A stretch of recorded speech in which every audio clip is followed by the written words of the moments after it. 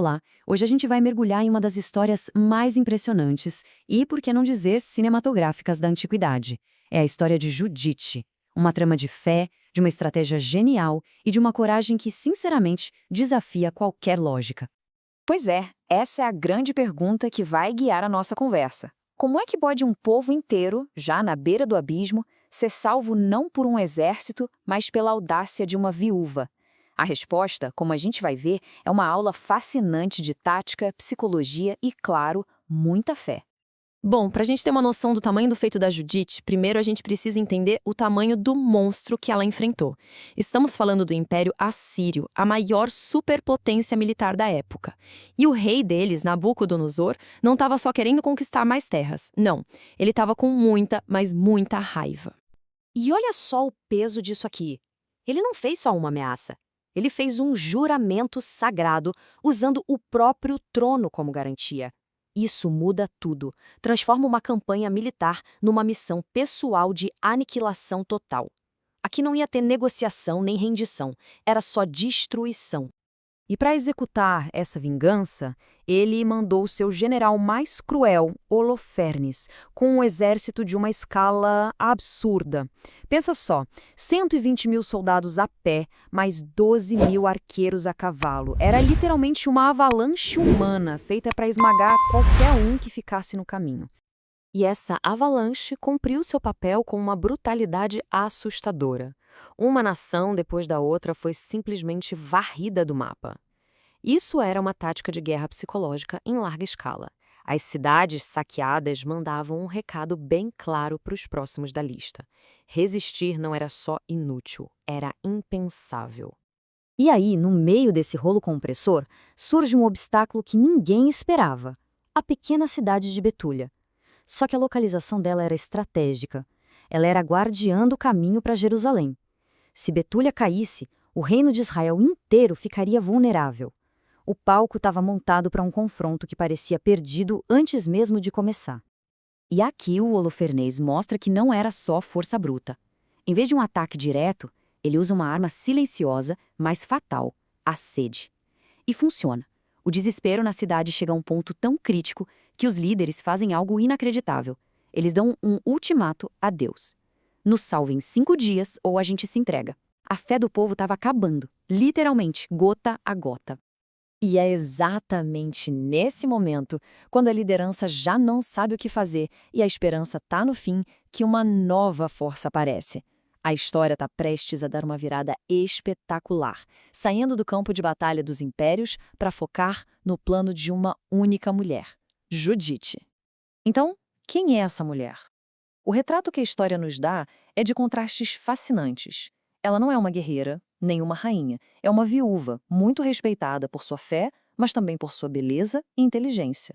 Vivia uma vida mais reclusa, de oração, ou seja, ela era a pessoa mais improvável para se tornar a salvação de Israel. Quando ela fica sabendo daquele ultimato, Judite não aceita. Ela age. Ela convoca os líderes e confronta eles com uma fúria justa. Para ela, dar um prazo para Deus agir não era só falta de esperança, era uma ofensa, um pecado grave. Aqui a gente vê a fé de aço dela e a coragem de desafiar a autoridade. Então vem o ponto de virada. Ela diz que tem um plano, uma missão dada por Deus.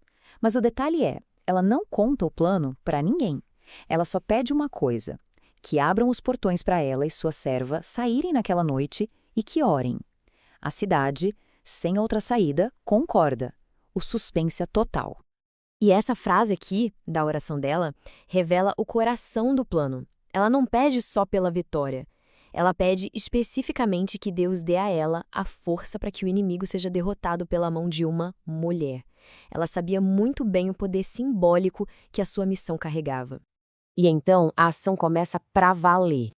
Judite troca as roupas de luto pelos seus melhores vestidos, se perfuma e, com uma aparência deslumbrante, simplesmente sai da cidade e caminha na direção do acampamento inimigo. Ela usa sua beleza e uma história muito bem contada de que era uma desertora para conseguir a confiança dos soldados e ser levada direto ao Holofernes. E agora, a gente entra no olho do furacão. O plano de Judite deu certo e a levou até o centro do poder inimigo. Ela está sozinha, na tenda do general, cara a cara com o homem que jurou destruir seu povo. O destino de uma nação inteira depende do que vai acontecer nos próximos instantes. Atenção aqui à máxima. O Holofernes, completamente encantado, dá um banquete. Ele bebe sem parar até desmaiar, achando que ia seduzi-la. Mas essa era a chance de Judite. Sozinha com ele, ela faz uma última oração silenciosa, pega a espada pesada do próprio general e, com 2 golpes certeiros, corta a cabeça dele. Com uma calma impressionante, ela entrega a cabeça para sua serva, que guarda num saco de comida, e as duas simplesmente saem do acampamento, como se estivessem indo fazer suas orações de sempre. Imagina só a cena quando ela volta para os portões de Betúlia. Ela grita para os guardas, o povo se reúne e ela tira a cabeça do saco. O choque, o alívio, a alegria, tudo ao mesmo tempo. Ela declara que Deus cumpriu a promessa através da ação de uma mulher. A vitória era deles. De manhã, a última parte do plano de Judite começa. Os israelitas fingem um ataque. Lá no acampamento inimigo, os oficiais correm para a tenda de Holofernes e encontram o que era impensável, o corpo do general sem a cabeça. O efeito é imediato e devastador. Pânico, confusão. O exército que parecia invencível, agora sem seu comandante, vira uma bagunça de gente apavorada. A decapitação de um general por uma mulher sozinha virou a guerra de cabeça para baixo. Mas a história não acaba aí. Vamos ver agora as ondas de choque desse ato de coragem e o legado que ele deixou. A virada de jogo foi total. De um lado, o exército assírio em pânico, correndo para salvar a própria pele. Do outro, o povo de Betúlia, que antes estava morrendo de sede, agora perseguindo seus opressores. A vitória foi absoluta. E a escala dessa vitória foi gigantesca.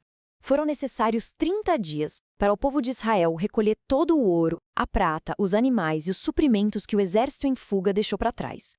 Aquilo que era uma ameaça de morte virou uma fonte de riqueza. E a Judite?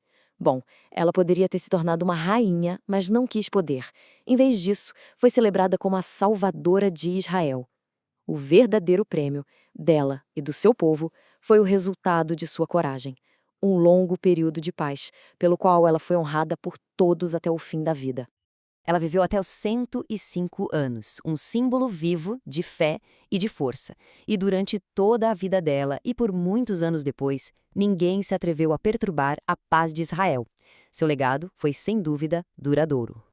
A história de Judite é muito mais do que um conto antigo. É uma lembrança poderosa de que, às vezes, a coragem de uma única pessoa, movida por uma convicção profunda, pode sim enfrentar o império e reescrever a história. A pergunta que fica é: o que essa história nos ensina hoje?